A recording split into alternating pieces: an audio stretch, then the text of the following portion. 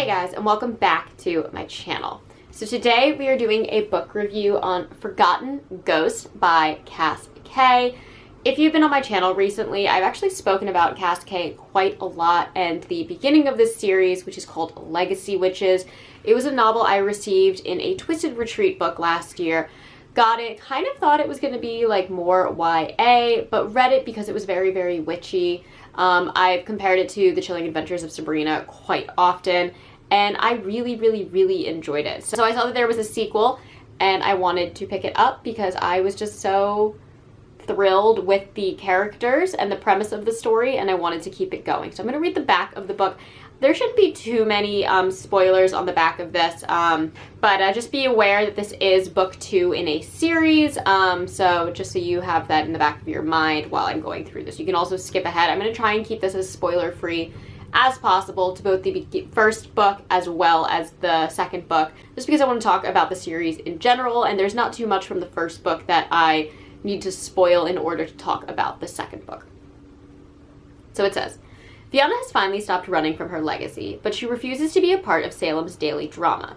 Instead, she's content to work in her garden, bond with the family familiar, and make candles. When an old friend reaches out about ghostly encounters in the tunnels that run below his hoodoo shop, Fiona and her roommate bestie Dee agree to poke around. But they're not the only ones on the case. Bossy Detective Elliot insists they combine their efforts, despite centuries of mistrust between law enforcement and the craft. Down in the tunnels, their unlikely trio entangles with a team of ghost hunters, which can't be a coincidence. In order to find out what the ghosts want, she'll have to learn to trust her new alliances and the magic within her. So this was a 4-star read for me. I believe Legacy Witches was also a 4-star read from me. I really enjoy both. I really love the tone. I love the characters. I love the setting. Everything takes place in kind of a fictional depiction of modern day Salem. It's very similar to the Salem that we have in real life, and I believe that Cass K uses a lot of like landmarks and the actual layout of the town when creating it. But there is kind of this divide in this fictionalized world of witches versus actual humans, and the humans kind of operating not knowing that the witches are, in fact, real magic practicing witches who are all in various covens and have their own traditions and politics while still taking part in human society. Very True Blood-ish, very Chilling Adventures of Sabrina-ish, very fun. We follow our main character, Viana, who reminds me a lot of Kira in the Gravekeeper series by Darcy Coates. She's kind of this very like morally forward thinking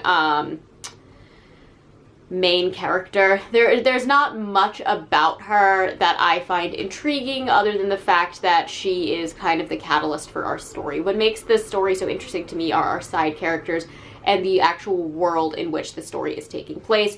And for me, I am absolutely obsessed with Viana's best friend, Dee, who is this really quirky, over-the-top, solitary witch. And then obviously we have the actual like lore around all of our main characters.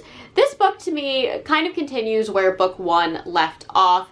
Both of these stories kind of setting up for what I imagine is going to be book 3, which is going to be more of like a larger scale battle between our main character and this kind of shady side character who is relevant on the outskirts throughout both books. Forgotten Ghost to me really felt like a filler novel, giving us a lot of information that we're going to need going into later books in this series, while at the same time still kind of holding this almost like episodic standalone story. This felt very much like a singular episode in the X-Files. It's not something that I'm going to say is the definitive story of the series, but it was definitely an interesting read with interesting characters who've kind of come in and out and maybe kind of hint at things that are to come, but still could almost be read as a standalone novel, and you wouldn't lose too much.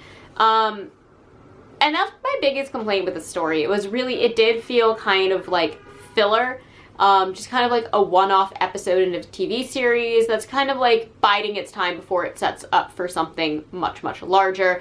Whereas book 1, I felt really, no pun intended, laid down the roots for Viana Roots. and who she was and what's going to happen with her, and really kind of opened that door for the magical realm. Whereas this book, I felt, missed the opportunity to kind of really expand upon the lore of this story. I really did like that it just chose instead to kind of live within the lore, if that makes sense. A lot of this book is kind of told through the lens of having the Mabon festival, and kind of the traditions that the community has for the Mabon, I can't talk today, Mabon festival. And I really, really liked kind of this like slice of life moment in this.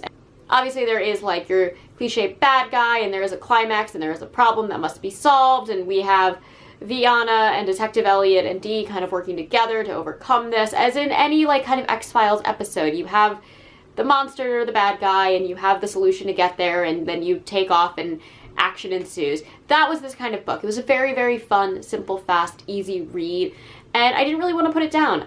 Even though I didn't get too much out of it in terms of the overarching story, again, it reminds me of book 2 of the Gravekeeper series, where it could be the standalone series. You get a little bit more information on how like the ghosts work, but it doesn't necessarily further the plot more than just, you know, kind of added character development.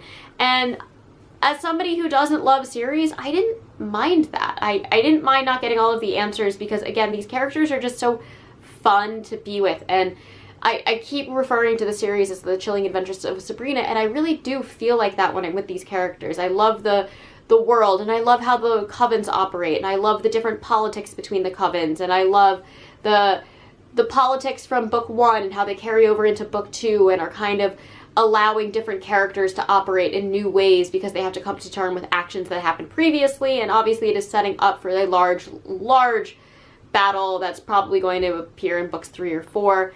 And we do kind of get to see Viana kind of become more ingrained with the society that she had left and come back to in book 1.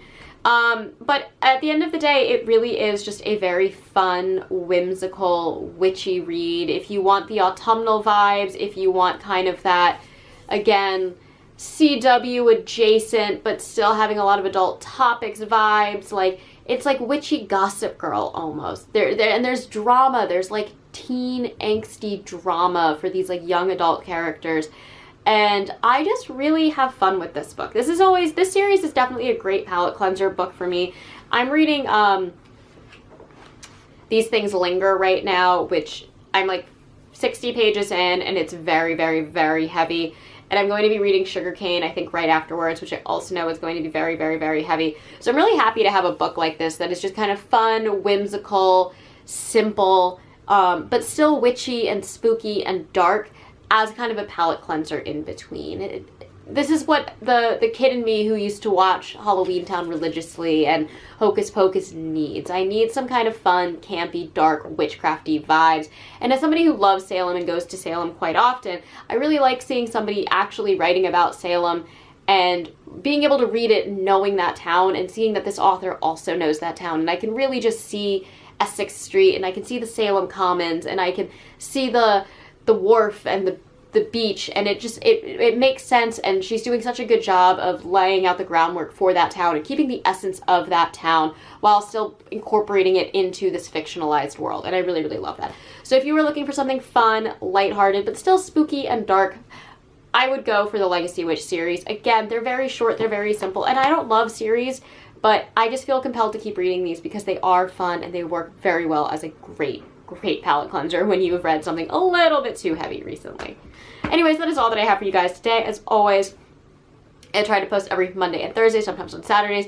My April schedule is definitely going to be a little weird because I'm traveling a lot and working on a lot of things, so keep that in mind. But if you enjoy these videos, please hit the like and subscribe buttons down below, and I will catch you on the next one. Mwah!